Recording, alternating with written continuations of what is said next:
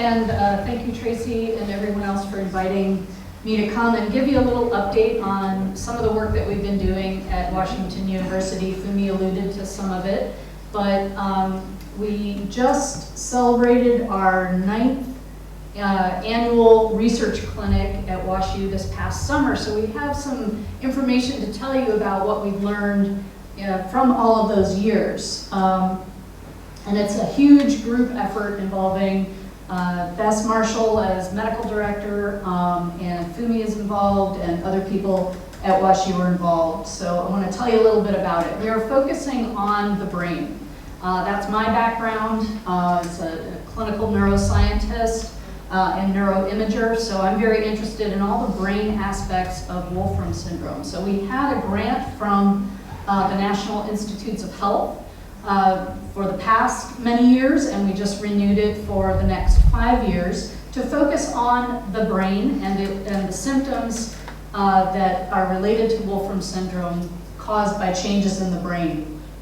When we first started this study, not much was known about how symptoms change over time and how they relate to changes that we can see in the brain using neuroimaging.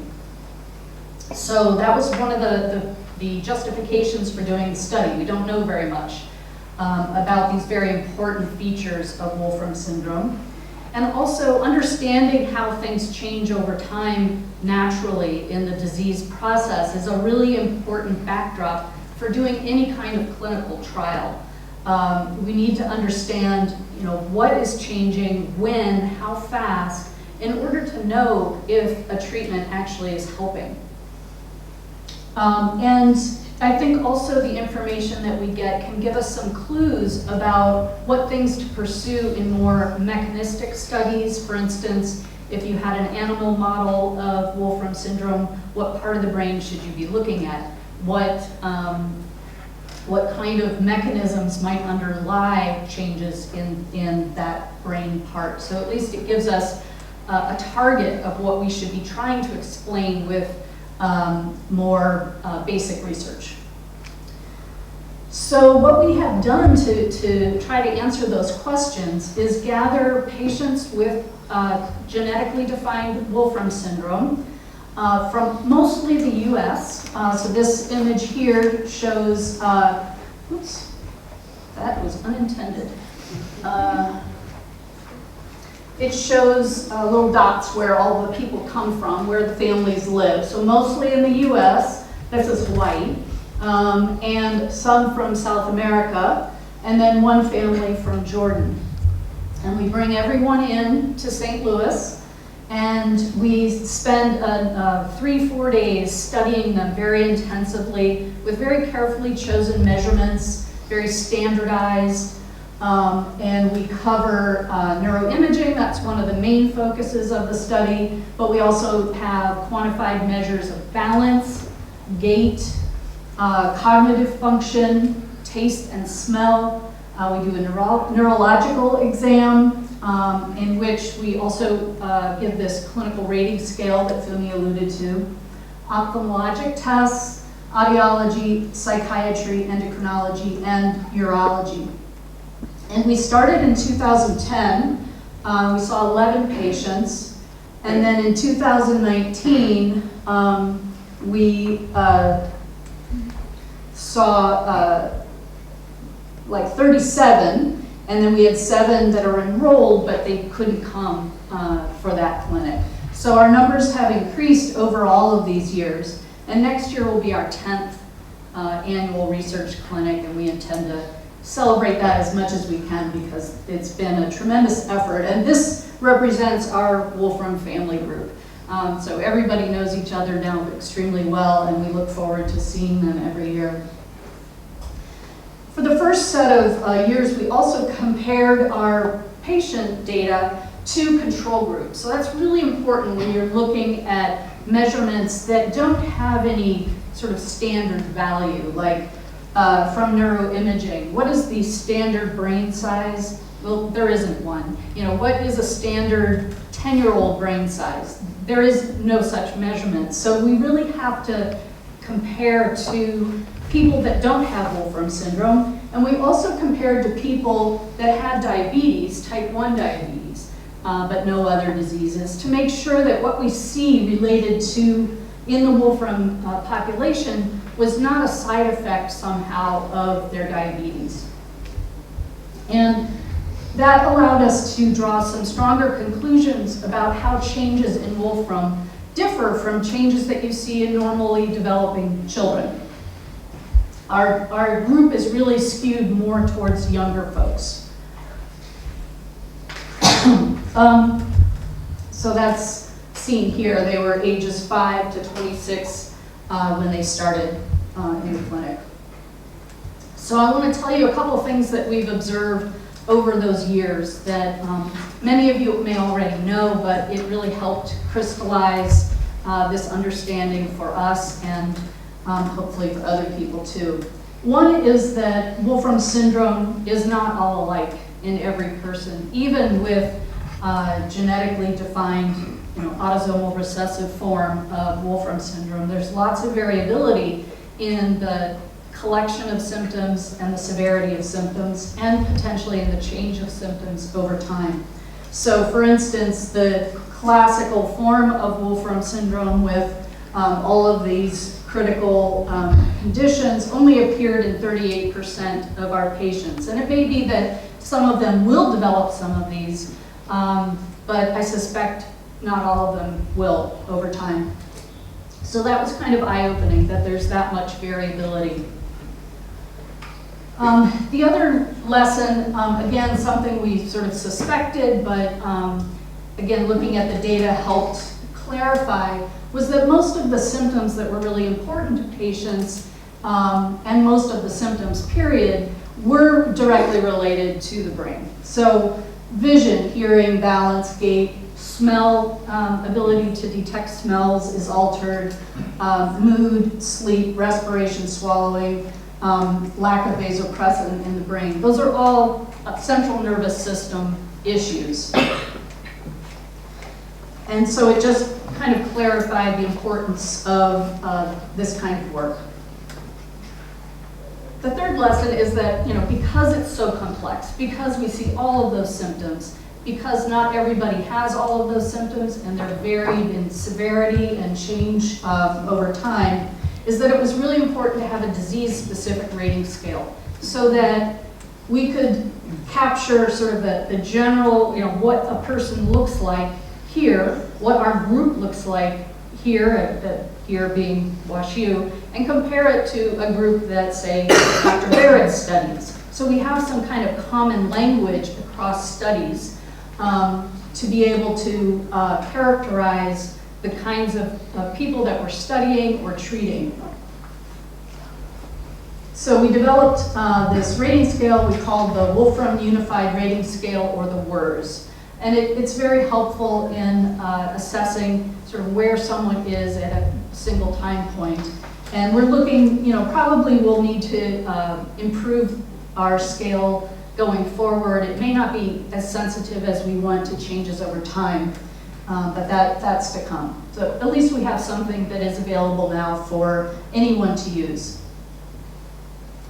Okay, now we're going to get a little more into the actual brain features that we see in Wolfram syndrome.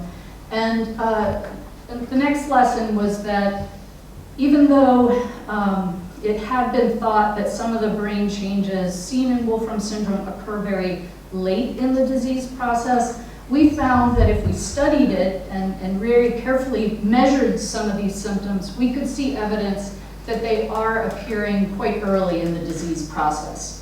So our patients were studied as young as age 5, and some of our symptoms also appeared to be different at age 5.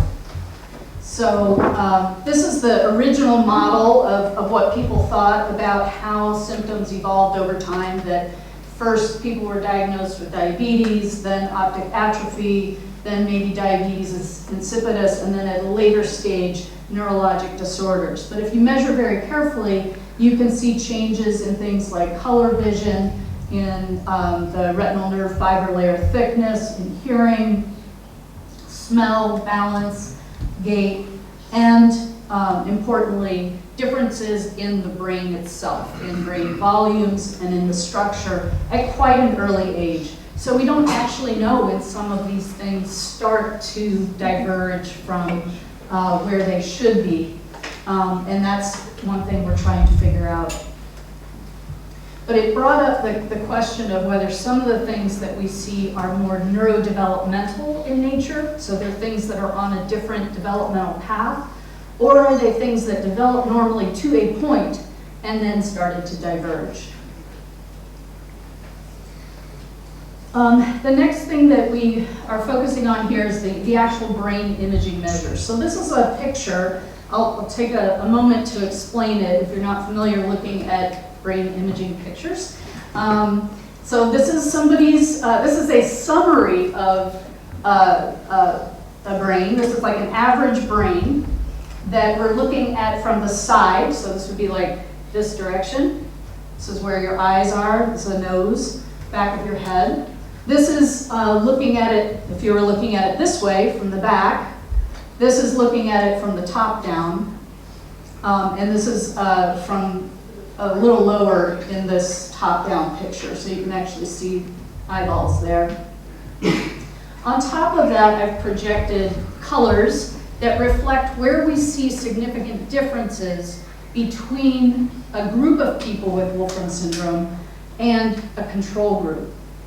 So in blue, there's only a few little spots. You see areas where, in general, on average, the Wolfram group had larger volumes. So the brain in those places, the brain tissue, there's a little bit more than in the controls.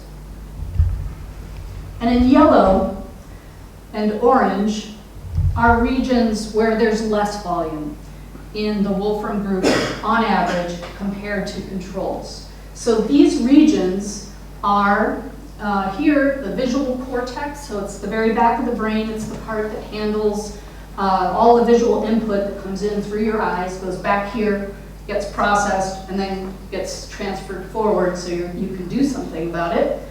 So here, this cortical area was a little bit smaller. This large yellow area is most of the brain stem.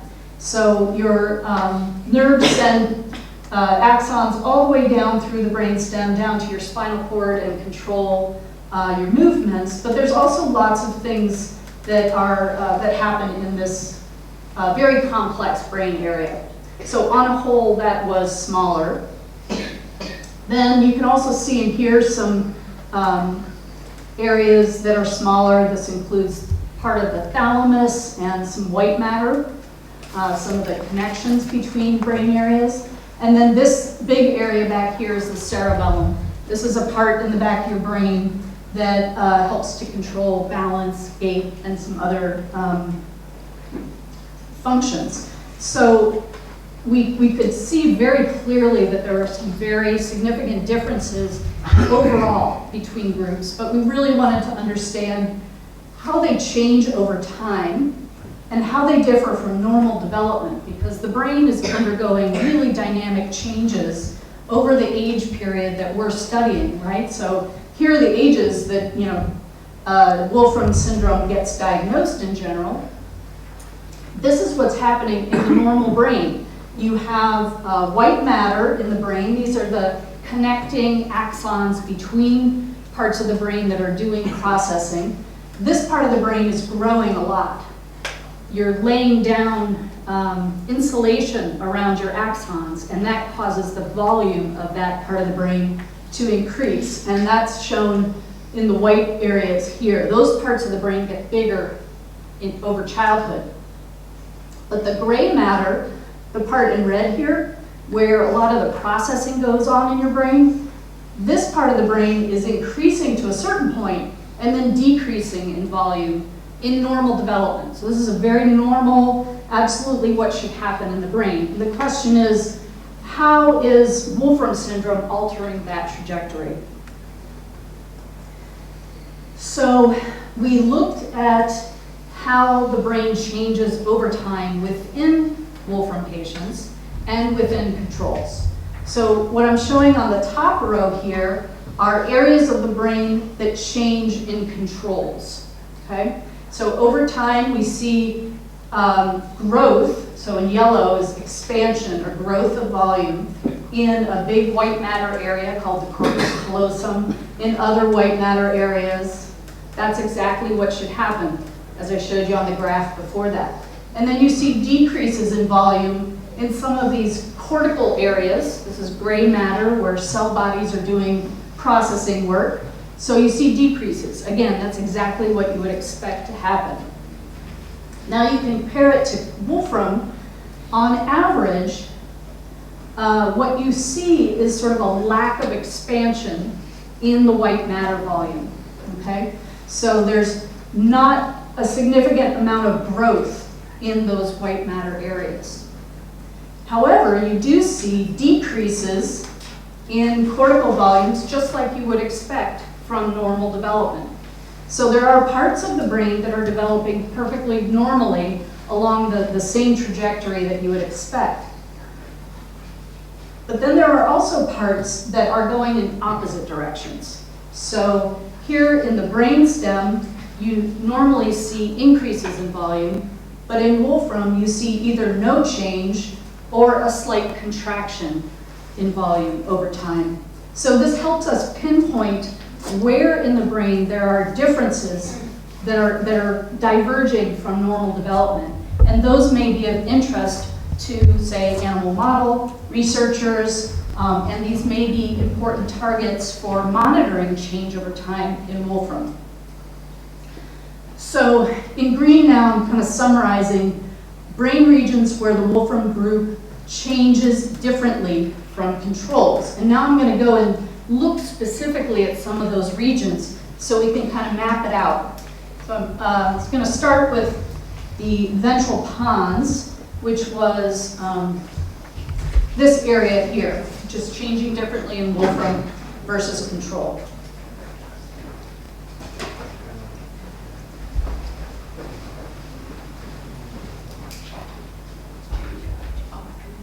Okay, so to explain, sorry, yes, please do, yeah.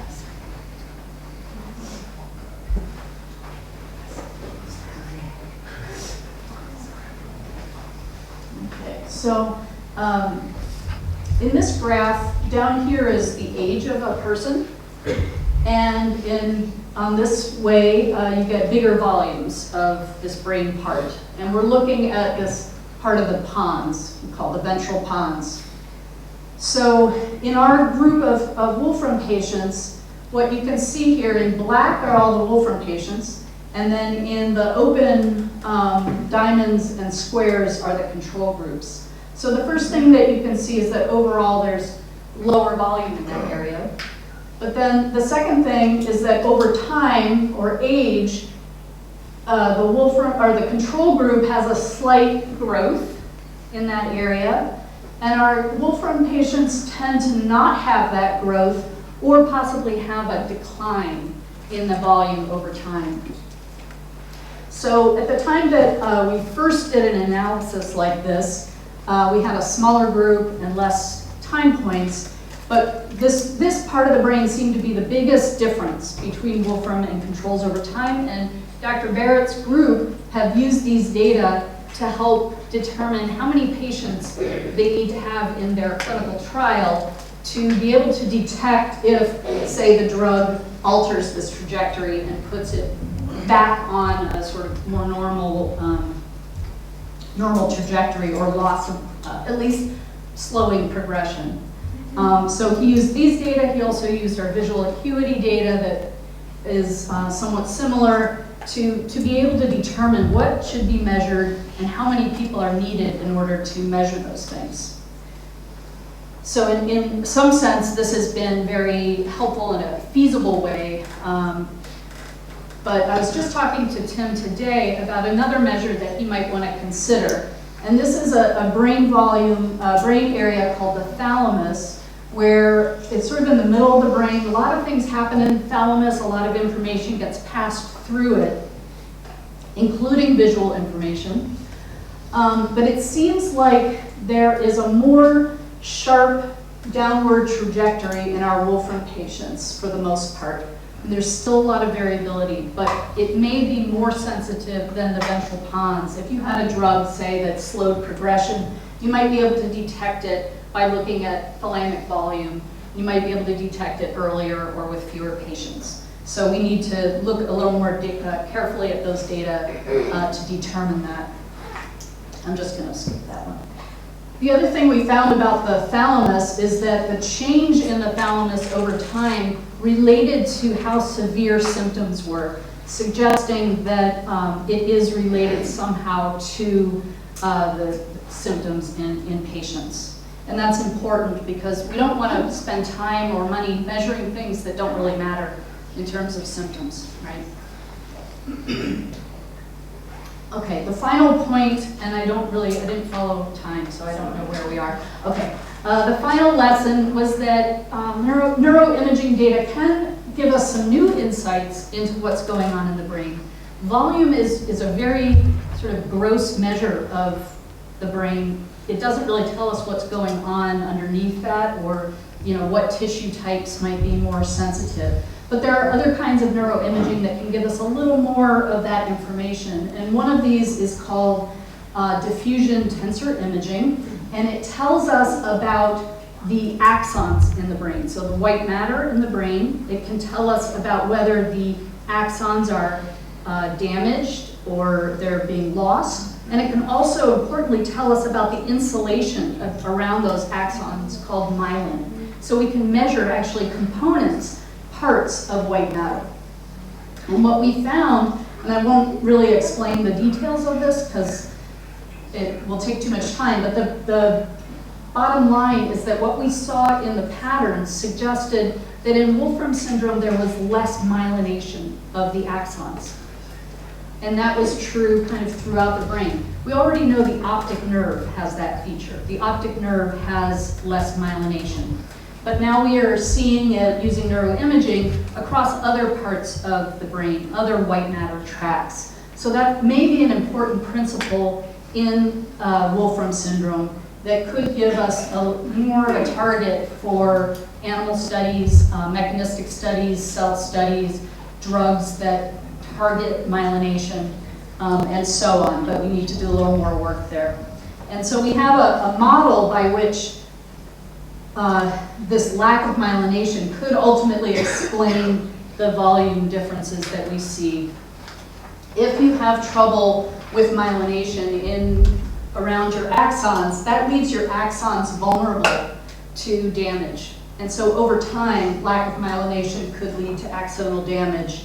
Over time, if your axons are damaged, then the neurons that they connect to could also suffer, and that could lead to neuronal loss. And this is a pattern that is seen in other neurodegenerative conditions like multiple sclerosis. This is the basic steps that it goes through. So that's a hypothesis that we have that can be explored in say, animal models of Wolfram syndrome and in cell-based studies. Oh, I had one more lesson. So the final lesson is that natural history studies, like we have been doing, can be very useful. They help us plan for clinical trials, already been proven by Tim being able to implement his trial. They help us potentially bridge to mouse models and make sure that our animal models really are good models of Wolfram syndrome. Neuroimaging is a great way to ensure that what we see in Wolfram is similar to those animal models. It helps us interact with more cellular neuroscientists to develop, do hypothesis testing in animal models. So this is an MRI scan of a mouse. So we actually started scanning mice that have the genetic Wolfram syndrome to determine if what we see in the humans appears there. So what comes next? We are now funded through 2023. We have changed a lot of what we're doing for these next 5 years for a number of reasons. Number one, all of our technology has improved. So we want to take advantage of all that technology rather than sticking with, say, older measurements that we had in 2010. we have updated all of our neuroimaging measurements, and we're actually collecting data that can tell us more about the optic nerve. And we know that vision is an incredibly important feature of Wolfram syndrome, one of the most important to people, something that does change over time, but we have no good marker of that in the brain. We don't really understand how that is happening, and if you did understand that maybe a little better, there would be potentially some more ideas about intervention for that specifically. So we're measuring the optic nerve. This is actually, these are my optic nerves. So my eyeballs, my nose, my optic nerves, that this will allow us to measure the volume of the optic nerve, but we can also measure the myelination of the optic nerve and understand how that is changing over time and relates to symptoms. The other thing that we're doing is exploring some blood markers of neurodegeneration. If you didn't have to do an MRI scan, you would be able to do trials a lot faster and a lot cheaper and across lots of different sites rather than having to come to a certain place and have an expensive scan done. So there are some newer blood markers of neurodegeneration out, and we have been exploring one of them in the blood samples that Fumi had banked from our natural history study. And this is just preliminary sort of teaser data. We do need to do a lot more work on this to see if it pans out. But this measurement of neurodegeneration is elevated in our Wolfram group compared to controls. So we want to understand how that changes over time and how that works over age as well. So we're doing more of this. We're adding MRI scans of siblings of our patients because they're a very good comparison group. And as I said, we're going until 2023 at this point. And we are funded by the National Institutes of Health. So we're very glad to see the US government investing in Wolfram syndrome research. It's really a wonderful thing. And I want to just end by thanking all of the people that go into making the Wolfram Research Clinic happen. So Bess Marshall's medical director, Samantha Rank is our clinical coordinator, knows everything about how to run this kind of study. We have many physicians and scientists involved in the past and currently, and I have a large lab of wonderful people that do all of the data analysis. And I, of course, want to thank the families who are just a tremendous support and just wonderful to work with. Thank you.